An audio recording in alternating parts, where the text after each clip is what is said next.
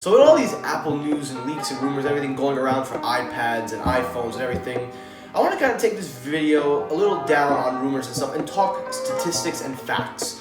So for this video, we're going to talk about something that a lot of people have been reporting about, and that is Apple's HomePod. Now everybody knows HomePod didn't go according to plan, according to Apple, and a lot of the problems with HomePod were the pricing when it was introduced to the market and its limitations. So in today's video, we're going to focus on if the HomePod was either a success for Apple or a flop. And we're going to discuss what they can do better in the future to kind of pick that up.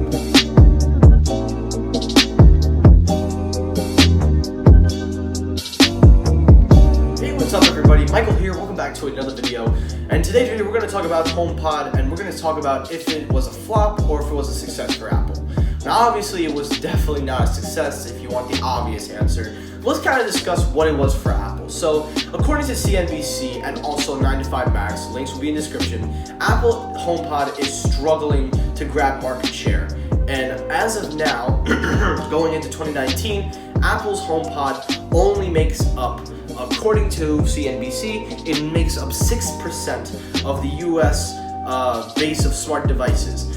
And that is really, really low. Looking at the competition, when we look at Google and Alexa, sorry guys, I think I'm getting sick, but Google Home makes up 24% of the US market, and Amazon Alexa's is an eye-whopping 70% in the United States alone.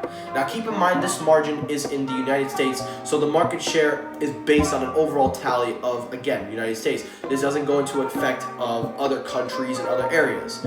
Now, HomePod, to me, is probably going to be like this for a while. If it only grabs up 6% of the market, that's a really bad number compared to Google. Now, I'm not saying that it can get better, but at the current state of HomePod, it doesn't look like they're going to pick up any shares. Now, there is one advantage though for HomePod, according to the article, that Apple was able to get it overseas, into China, into bigger territories. So there is a chance it could still bring in some money for Apple. But with the industry leading towards Chinese manufacturers like Huawei, Xiaomi, Vivo, Oppo, other companies and their other solutions, it doesn't seem like it's going to be that good for Apple, especially if these companies are just coming out with their own products for much cheaper.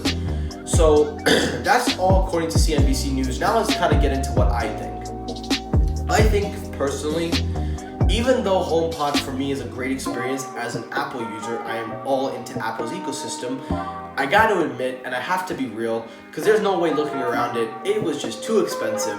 It was limited when it first launched. You had to wait for updates to give you these features, and now that Apple is playing catch up, it's still behind. So unfortunately, I gotta go out and say it, this product, although it's not a flop, it's not a success, so I'm just gonna say it's a fail, and I'll explain why.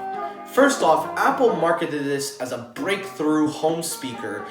They marketed this idea that it will revolutionize the way you listen to music. But here's the thing. Sonos, Amazon Alexa, and Google Home already had the market started up. Amazon Alexa and Echoes all debuted before HomePod. If HomePod was supposed to have been the breakthrough product that it could have been, it should have been released in that time frame. Now everyone can make the argument that HomePod did come out later on, 2 to 3 years after, but there is no excuse for what's going on right now with HomePod. Now, to me, I do like the sound quality. I think in terms of sound quality, HomePod beats everything. But sound quality cannot make up for the lackluster that Siri is. Now, I'm not saying Siri is a terrible assistant, but she is just way, way too behind, and Apple is not going to catch up anytime soon, in my opinion. It's going to take a lot. However, as I've said in many videos before, with Apple's new director, the guy from Google, and actually I will pull it up here, but also, yes, I never usually do this on camera, but the idea that Apple is grabbing the new guy from Google who will be in charge of Siri, taking it away from Craig Federighi, it's good to see that they can at least get someone that's dedicated in the AI assistance.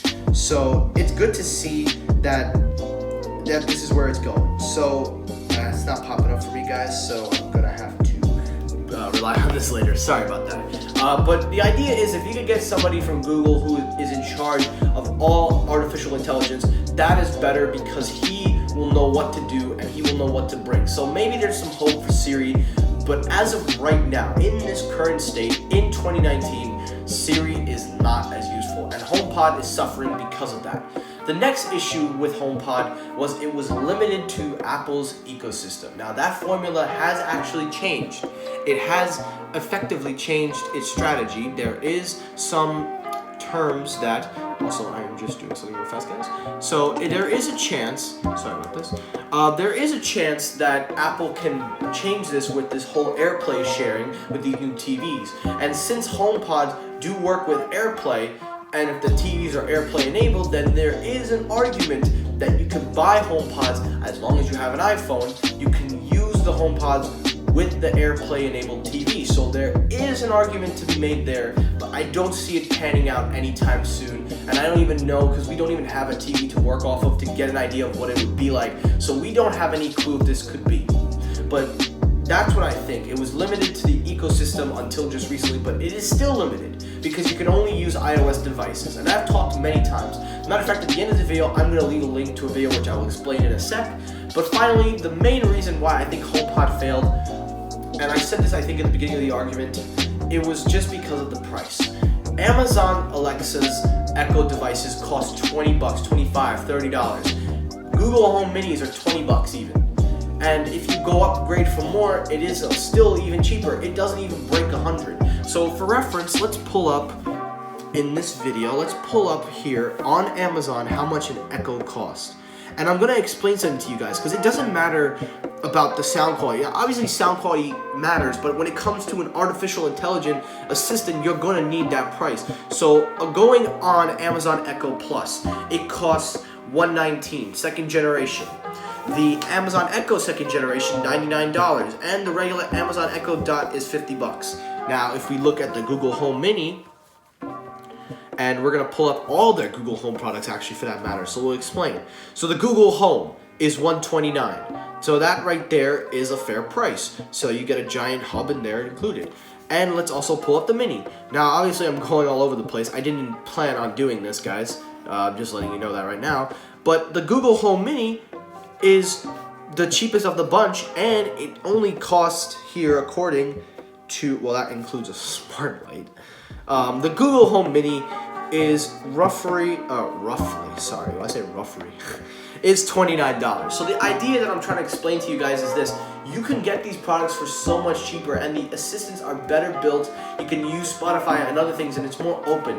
Apple is limited to it, and the prices, again, for the prices you pay for even smaller, I don't think people are going to make an argument over sound quality. And another thing that I noticed is that the competition has more things to expand on. So you don't have to just buy one. If you feel you need a certain need or a certain want in a different device, you can get that. You don't have to buy one product to do everything. That's the problem with HomePod. It was the first Apple smart speaker, but they priced it too high. It was limited to what it can do. Siri was just really, really behind. And most of all, the competition is way ahead. So those are why I think HomePod failed. But if you want to know how I think they can succeed and how they can pick up, I have made a video about disclaiming what Apple can do for HomePod in 2019. I will leave that at the end of this video.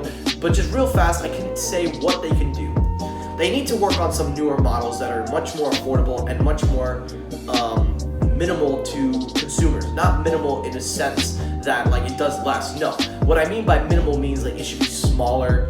It should be more compact like the Google Home. It should also be in a price range where everybody can afford it. The problem is Apple makes premium devices. They don't make things that are cheap, and I have to come to facts with that. We've been asking Apple to lower prices. We've been asking Apple to kind of give us an ease, but we all know Apple doesn't make products like this. They make products that are premium built to last, and most of all, they come at a hefty cost. But if Apple was to find that price point that everybody can sink into to get a HomePod and get it into your house, then I think they may have something to grow off of. See, that's what I think they should do, and it's been reported by Ming Chi Kuo, links will all be in the description of the same article of 9 to 5 bags, that they are working on a smaller one or a different version, a second generation, and they're working to kind of expand their library of HomePods. So you have the big HomePod, you'll have a mini, and maybe a second generation or a max, I don't know. But reconfigure the prices, make more options available for the people, work on Siri, and most of all, share it. Let it be Bluetooth enabled. I've already made a video about this, so if you want to check it out, check it out. But these are things that I think they can do better. And I really want to see HomePod grow. I really do like it. I don't hate it. I like the design. I love what it does. The sound quality is amazing. Siri is reliable for me, but I see the errors and I think they really need to work on it. So that's really all I got to say about this video. I know I was all over the place. I wasn't anticipating to do this. I had everything set up, but I guess I just went off topic a little bit. Going into Alexa stuff. But guys, let me know down below, do you think HomePod was a flop and how Apple can change it? Do you think Apple can pick up the sales? Let me know, what do you think? Comment down below. As always, if you like what you see, hit the subscribe button, turn on notifications, always like, comment, and have a great day, guys. I'm always happy when you watch my videos, so give this one a watch. Thanks for watching, and peace.